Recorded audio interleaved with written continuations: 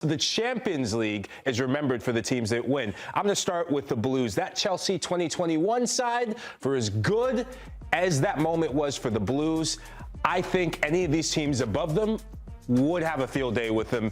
Pep Guardiola got in his own way, and that was a big difference. Take nothing away from Kai Havertz and that team. They got it done on the day. Madrid 2024.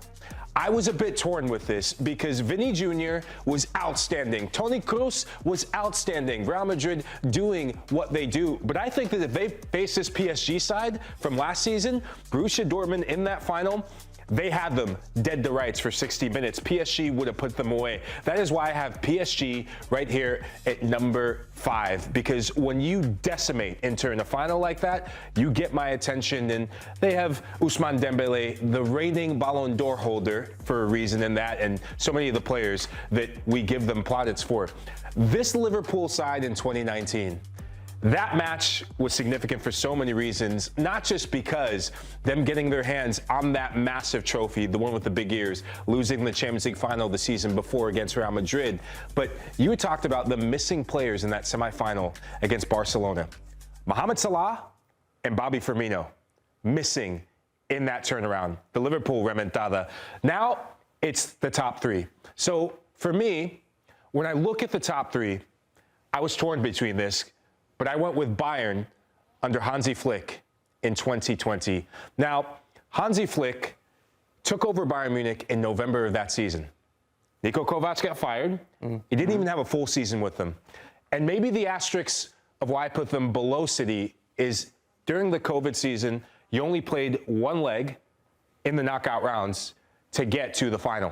So in a two-legged affair, maybe Bayern still get it done, but they're number 3 because they gave Barcelona and Lionel Messi the worst loss Barcelona has had. And when you look through this Bayern Munich side, I mean, the biggest thing I see is that, yes, Thiago Alcantara played out of his mind. For me, man of the match performance. But when you look at the old guard for Bayern, Thomas Muller, this fella right here, Jerome Boateng, and of course, Manuel Neuer.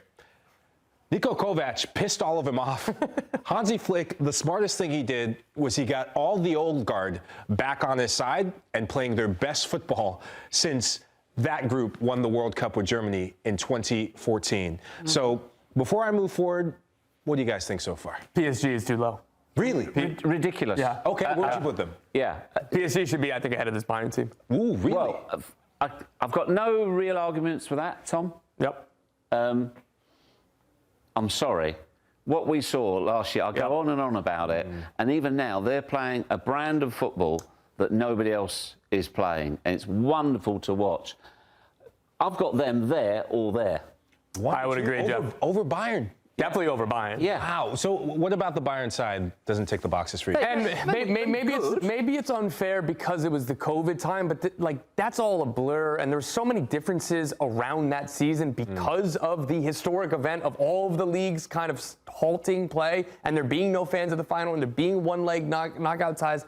I just think that PSG team, it's not just recency bias. I still think in 5 years from now we're going to remember how special they played. Are we happy with this? Yes, I would put Liverpool over that Bayern team as well, but I'd probably put PSG over Liverpool, in part because the Liverpool final was against Tottenham. That's not the same as what PSG had against Inter. Stop punching down on Tottenham. It's not fair. But my point is, you remember that team, and I'm glad that you said it, Lahoud, in that you remember it for that semi-final remontada against Barcelona. Like, that is the defining moment for that team. PSG made Inter look like one of the worst teams. Inter was not one of the worst teams in that final. Also, the Jurgen Klopp team, you've got to give them flowers because this is the team. I think it was about Andy Robertson. Jose Mourinho said, 48 hours later, I was still tired.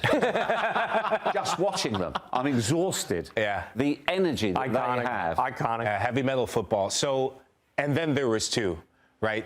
And once again, I was torn because we give so much credence to trebles and the way teams play. I actually went with Manchester City winning the treble at number 2. So Manchester City practically rewrote the record books that season. Erling Haaland getting his goals in the Premier League. In the Champions League, it was incredible to watch. I mean, you go back to the match against Leipzig, I think that Erling Haaland could not stop scoring in that match. But for me, I just was left wanting a bit more. It almost felt like a foregone conclusion that City were going to just win the Champions League just because of what they've done. I mean, just smashing everyone along their way. Looking at this team, what caught my eye is that Erling Haaland walked into a team that had a peak Kevin De Bruyne, they had a peak Ilkay Gundogan, they had a peak Bernardo Silva, and so many of these players. I mean, Ruben Dias was one of the best defenders, if not for me. I thought he was the best defender in world football that season. And of course, Rodri scoring the big goal in the big moment, something he was doing. And it started this conversation of should we be talking about him amongst Europe's elite defenders? And also Pep started him in the Champions League final, something he forgot to do in the 2021 final. So in this, looking at some of the numbers, looking at some of the memories that you have, am I off in putting them number 2 or should they be number 1? No, and it's not because of the treble, because, I mean, for instance, like Bayern Munich have absolutely squished the Bundesliga this season. So for me, in terms of ranking a Champions League winning side, the domestic doesn't overly interest me. However, it's winning that first Champions League. It's getting over. That, for me, is the achievement. Now, although they were sweeping all before them, they'd come close, but it was a mentality thing to take that final step for Pep to reappear on the stage where he belongs. That was a massive achievement. So they're definitely in the conversation. Oh, you're going PSG again. I know you're going. I know you want to touch that. If you're talking about how good they were, that's a toss-up at best for me, Tom. Yeah, I think you'd go back and forth, and like you said, getting that first one. PSG did that last year as well. And really quickly, Lahoud, it doesn't matter for this rankings necessarily, but in context of those Manchester City teams, do you think that 23 side was the best of this Pep era, or was it one of the ones that won, 98 points, 100 points in the Premier League, but didn't win the Champions League in the teens? Yeah, I think that 23 side had something about it that the other Pep teams didn't. There was a willingness to suffer. In the Champions League final, that's a great point. They suffered against it. Inter were the better side for me in that. And on a different day, maybe we're talking about an Inter side that stops Pep and stops history. But you think about against Real Madrid, you think about so many of the moments that are the difference between getting over the line and the fine margins in that, and the willingness to suffer was a difference in the intangible. Wait, you wonder, was that the peak, the start of their drop-off? That's when that City team peaked. Now, they might be back now. We don't know. Anyway, well, I think we know where number 1 is. Yeah, number 1, there can be only one. Where were you in the 2022 season when you saw Real Madrid? You were probably pitside somewhere. But when you saw Real Madrid going on their Champions League run en route to getting number 14, where were you? I can tell you I was for each game that they played.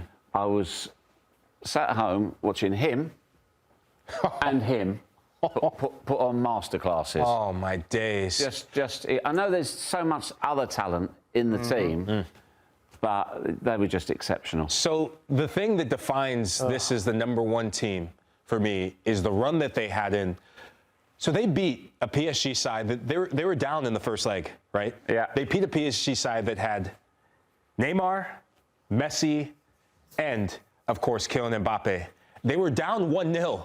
And going through so many of these, the character that they had to have and the inspiration that they had from a Luka Modric, the inspiration that they had from the likes of your talisman, Les Français, and Karim Benzema, Ballon d'Or winning season, and, of course, getting to the final.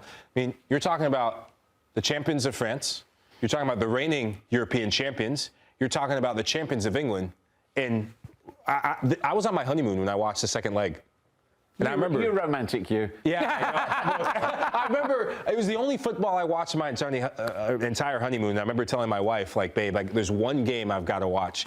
And I was just left in awe. And, of course, the final where Vinny Jr. and Fede Valverde etched their name in history. But for me, this team in Real Madrid of 2022, they just had everything. They just had that magic. They just had that belief. And I believe this is where that aura that we talk about of Real Madrid, it's never over till it's truly over. I believe this team encapsulated it the most. I think you make a more than decent fist of that. But let me ask you this. Do you see any of the teams left in the competition now who could break into that and where they would potentially come in? Let's go through. No. Possibly. No chance. Yes. I'm with you. Bayern, I think, would have the chance to withstand. The two in the middle, PSG and Bayern. No, they have a chance. you said possibly, definitely. Why are you ranking them behind them? There just seems to be this difference in Bayern Munich of Vincent Kompany. Watching the mentality shift in Bayern's been this almost side. They're elite. Everyone's trying to catch up to them in world football, right? The big asterisk I have with PSG, it's not popular opinion, but PSG do the talking on the pitch. They have the best manager right now in world football. But for Bayern to potentially go and win a Champions League with a manager that's my age, right? That's inexperienced, that just won his first Bundesliga, with a Harry Kane that could be crowned as a European champion, with a Michael Olise that was playing at Reading only a couple of seasons ago, with a Luis Diaz that got pushed out of Liverpool. They didn't want to pay him the money. The way this Bayern side plays is scary good, man. Thanks for watching this video from Morning Footy. For all news and insights regarding leagues around the world like EFL, Serie A, and all UEFA competitions, both men's and women's, don't forget to sign up for Paramount+.